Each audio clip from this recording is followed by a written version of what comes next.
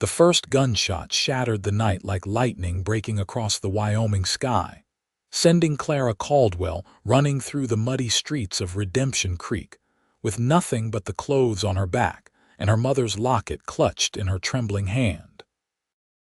The year was 1878, and the West had shown her yet again that it offered no mercy to a young woman alone in the world. Rain poured down in relentless sheets as Clara stumbled through the darkness, her soaked dress weighing her down like shackles. The saloon she'd been working at for 3 months had erupted into chaos when a disagreement over cards escalated into bloodshed. Her employer, a man with hands as loose as his morals, had been the first to fall, and Clara knew that staying meant risking worse than just unemployment. At 22, Clara had already weathered more storms than most face in a lifetime. Orphaned at 17, when influenza took both her parents within a week of each other, she had traveled westward with dreams of a fresh start, only to find that opportunity in these parts often came with strings attached. Her feet carried her to the nearest house, a modest structure with warm light spilling from its windows. Hope fluttered in her chest as she knocked on the door. "Please," she said to the woman who answered, a stern-faced matron whose eyes widened at Clara's bedraggled appearance. "I need shelter for the night. There was trouble at Donovan's saloon." The woman's expression hardened. "A saloon girl, not in my Christian home, miss. Try elsewhere." The door closed with finality. Clara stood in stunned silence before gathering her courage and moving to the next house. And the next. And the next. "We don't take in your kind. Think of the children. Move along before my husband returns." Door after door closed in her face, some with harsh words, others with pitying glances that somehow cut deeper than outright rejection. By the time she reached the edge of town, Clara was shivering uncontrollably, her hopes as drenched as her clothing. The last house stood apart from the others, a small ranch house with a stable attached. Light flickered inside, and Clara approached with the last scraps of her courage. Her knuckles rapped against the wooden door, the sound barely audible over the rain. The door swung open to reveal a tall man with broad shoulders and a face weathered by sun and wind. He couldn't have been more than 30, with dark hair that curled slightly at his temples and eyes the color of the prairie sky. He wore no gun belt, but Clara could tell by his stance that he was no stranger to protecting what was his. "Sir," Clara began, her voice breaking, "I've tried every house in town. I need shelter for the night." The man's eyes traveled over her drenched form, taking in her torn dress and the desperation etched across her face. For a moment, Clara braced herself for another rejection. Instead, he stepped aside. "Then you'll have mine," he said simply. Clara hesitated, years of hard lessons making her wary. "Just for tonight," the man added, seeming to sense her unease. "I'll sleep in the barn with my horses. No strings attached, miss." Relief washed over Clara like a warm tide. "Thank you," she whispered, stepping inside. "I'm Clara Caldwell. Preston Vale," he replied, closing the door against the storm. "Most folks around here just call me Prees." The interior of Preston's home was modest but neat, with a small kitchen, a table with 2 chairs, and a narrow bed in the corner. A fireplace crackled with warmth, and Clara was drawn to it like a moth to flame. "You're shaking something fierce," Preston observed, moving to a trunk at the foot of his bed. He pulled out a clean shirt and a pair of trousers. "These will swallow you whole, but they're dry. You can change behind that screen there. I'll make some coffee." Clara accepted the clothing with mumbled thanks and disappeared behind the folding screen. As she peeled off her soaked dress, she listened to Preston moving about the cabin, the domestic sounds of coffee being prepared strangely comforting after the chaos of the night.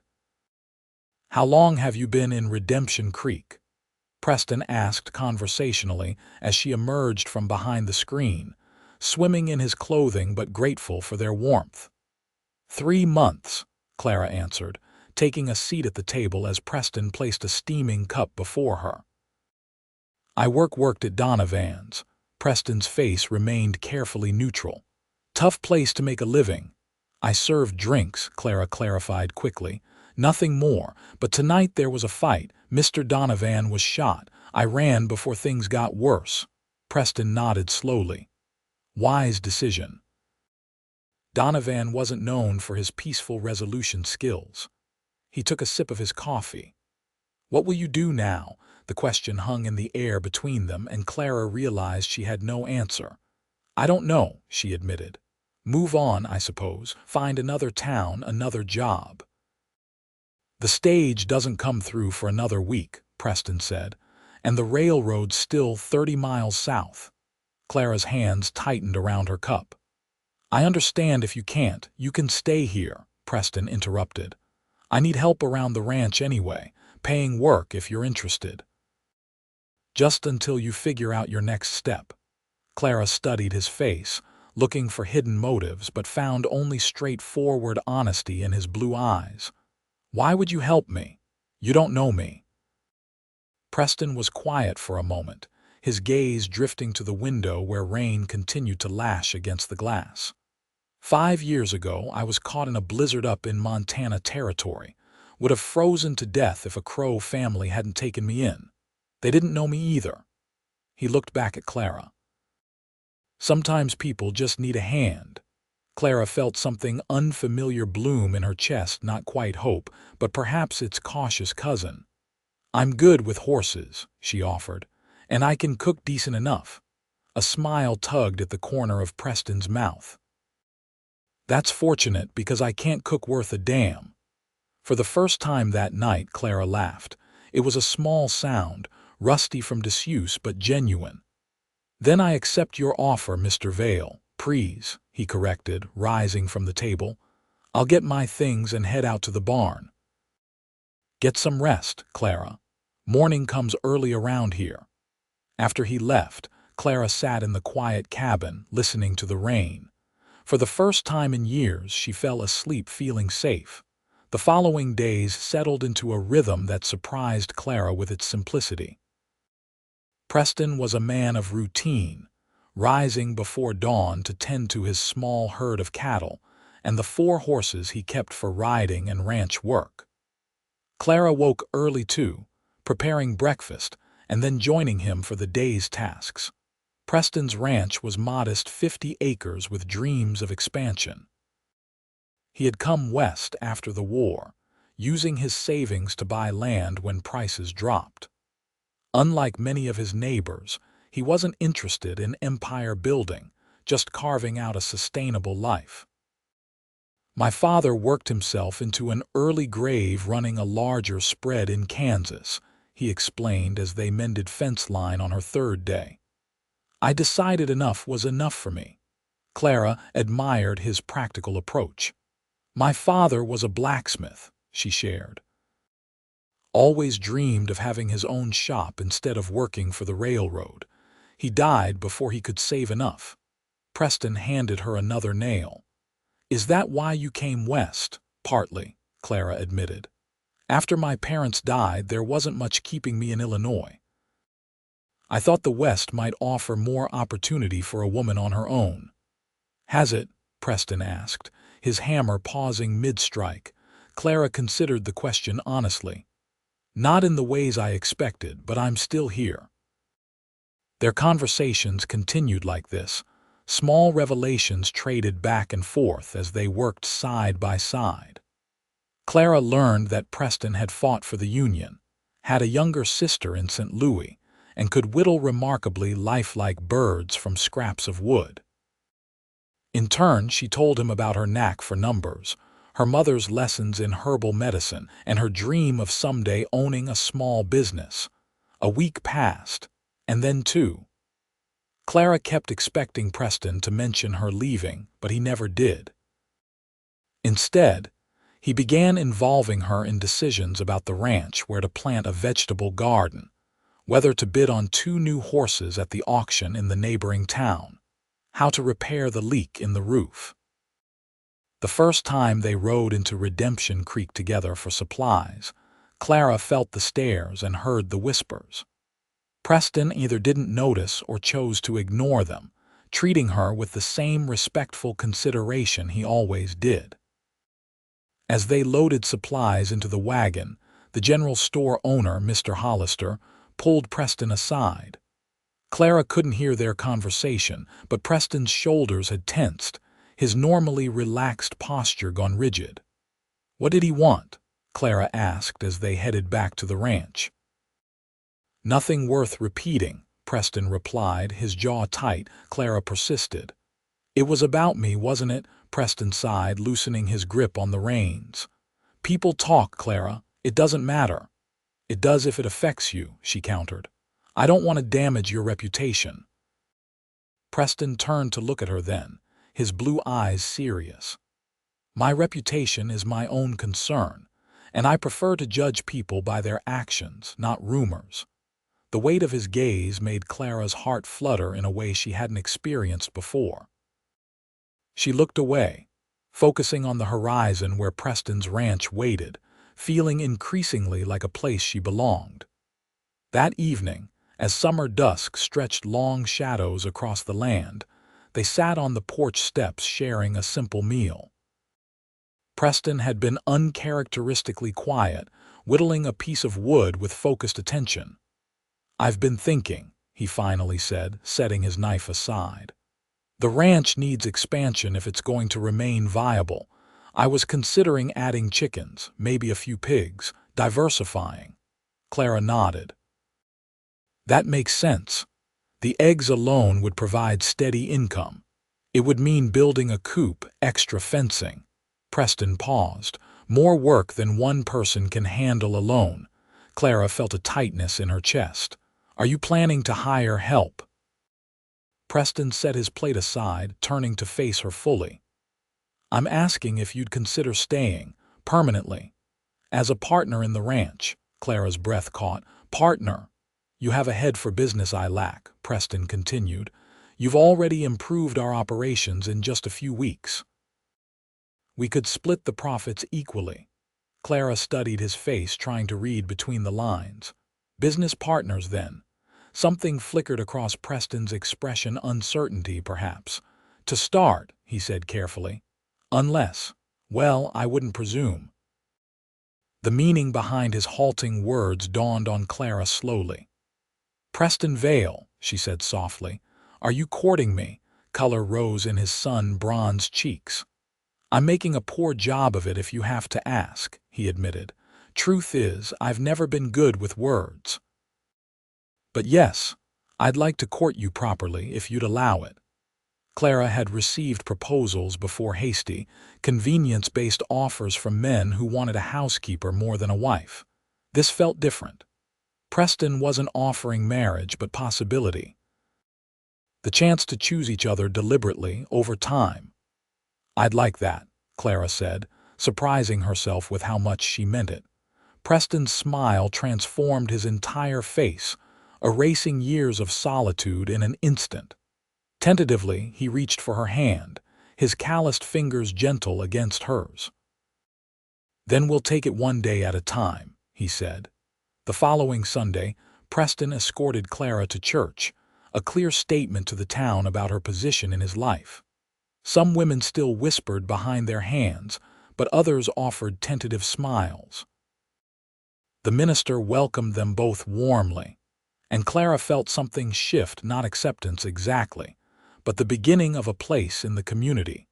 Summer ripened into August, bringing scorching days and the satisfaction of completed projects.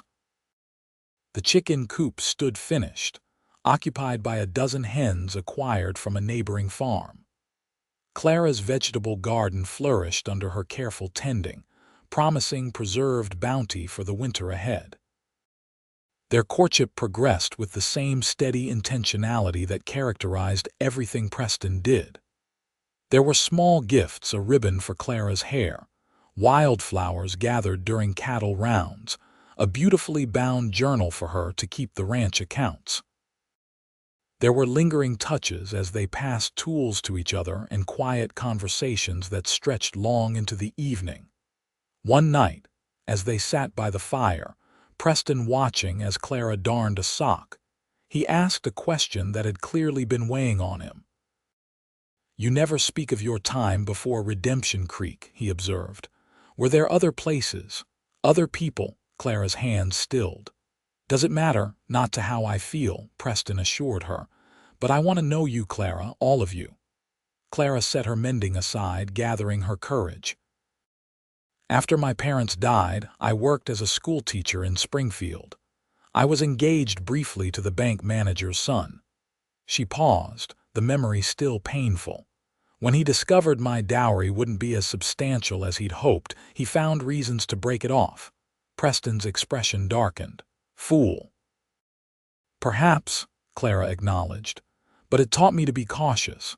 I came west hoping for a fresh start, but found that a woman alone is viewed with suspicion at best, as prey at worst."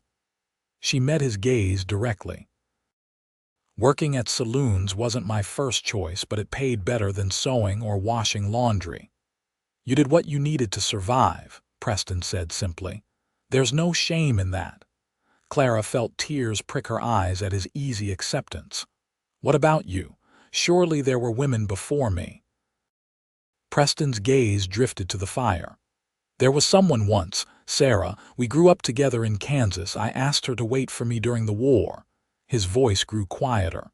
"She married my cousin while I was at Gettysburg."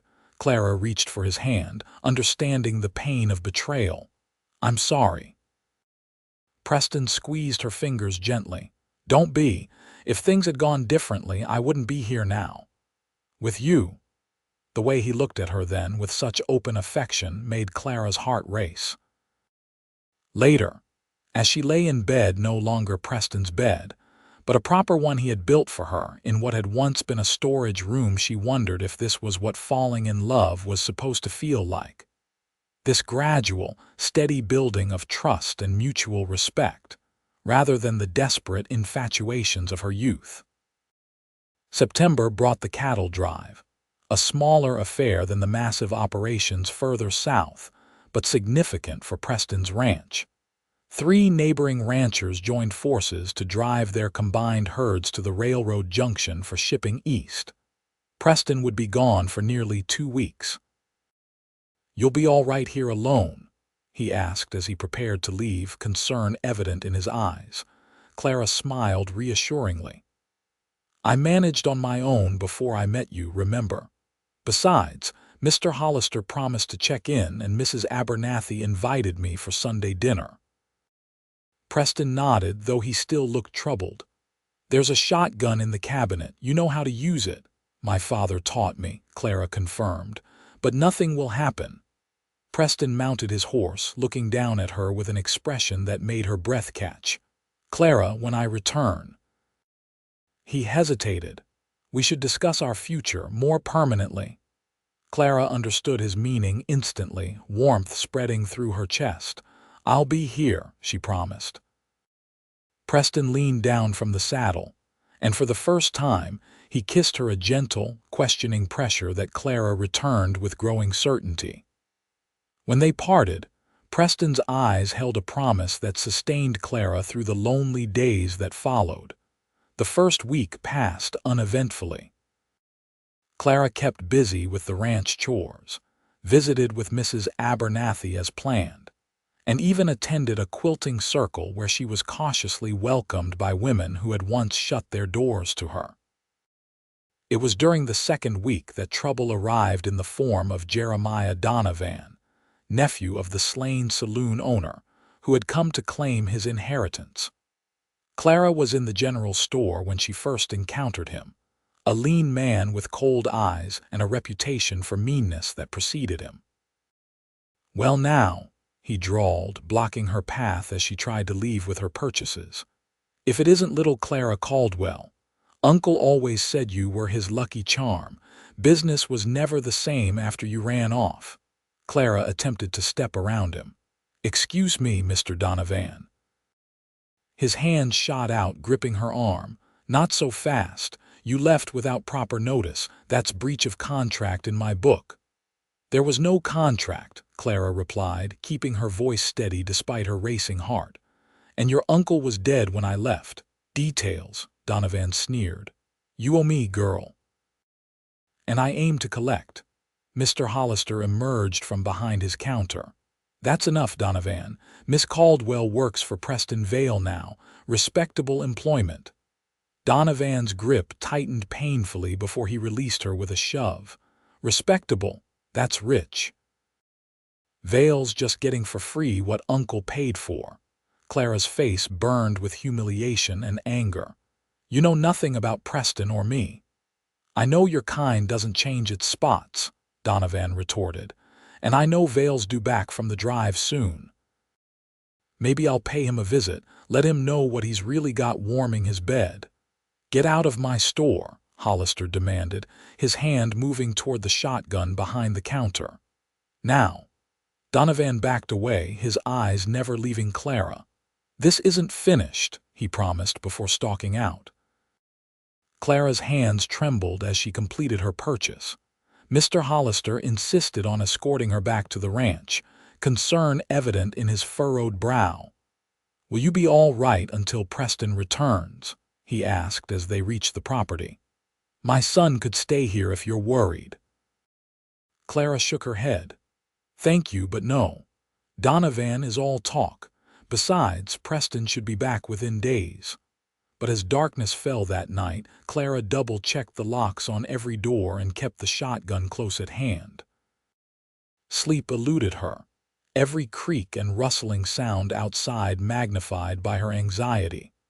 The following afternoon, as Clara was gathering eggs from the coop, she heard hoofbeats approaching.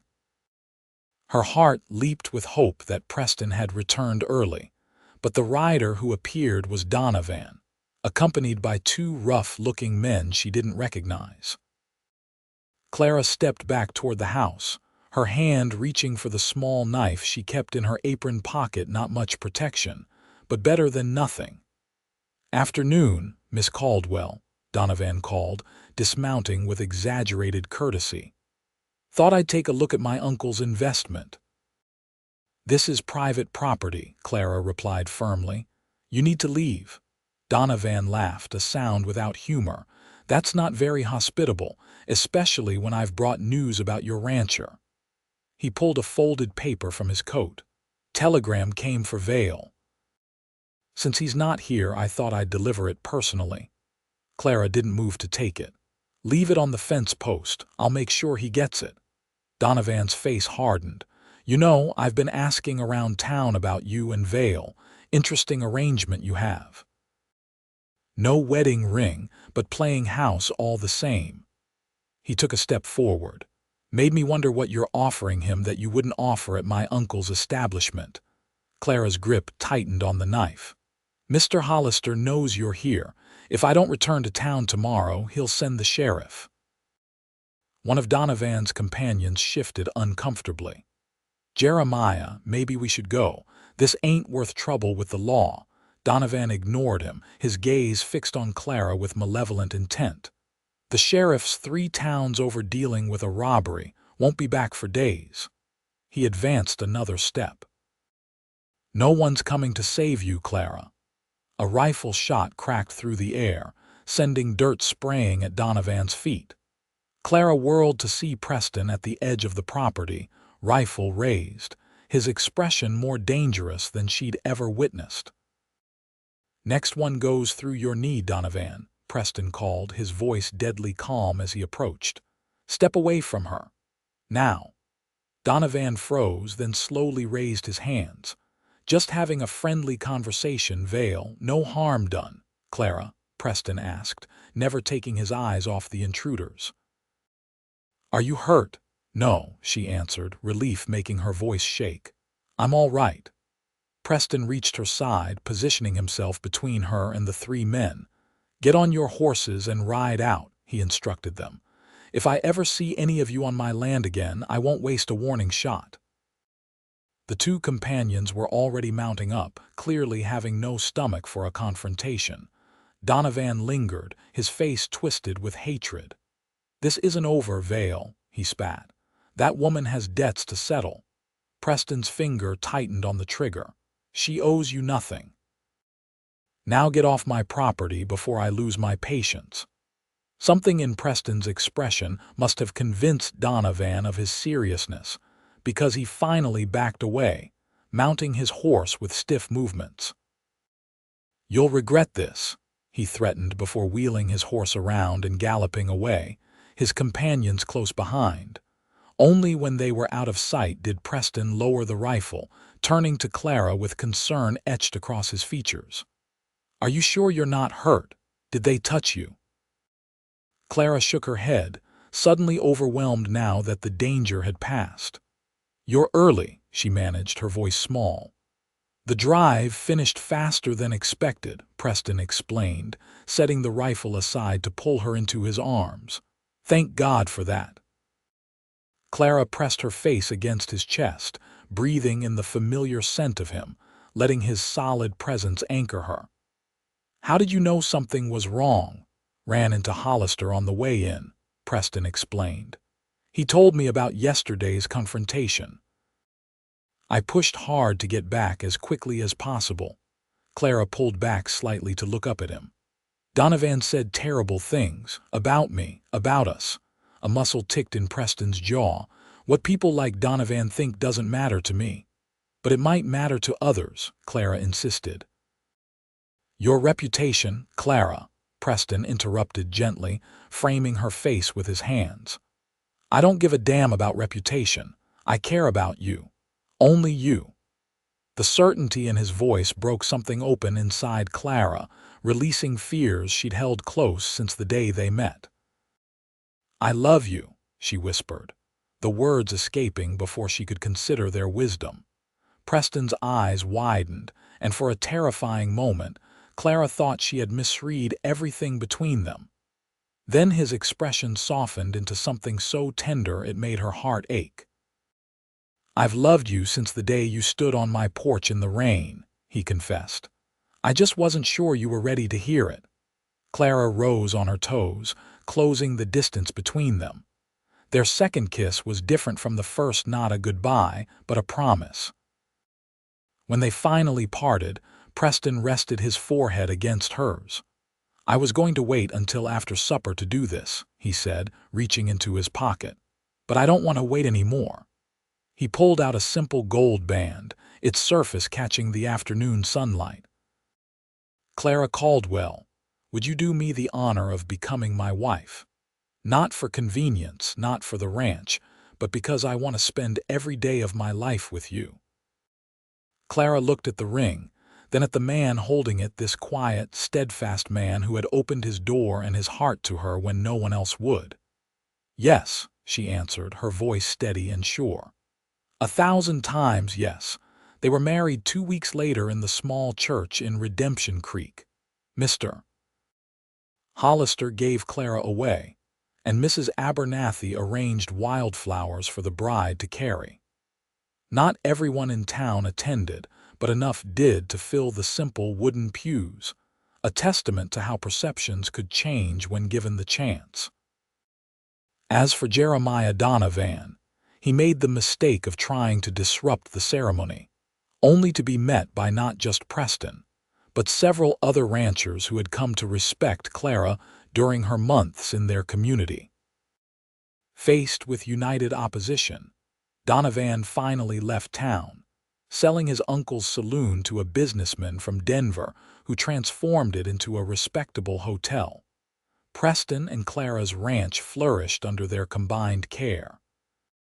The chicken coop expanded to house 30 hens, and a vegetable stand by the road brought in additional income from travelers passing through. In the spring following their wedding, Preston broke ground on a larger house with a proper bedroom, and even a small library where Clara could keep her growing collection of books. One evening, as they sat on their new porch watching the sunset paint the Wyoming sky in shades of gold and crimson, Preston wrapped his arm around Clara's shoulders.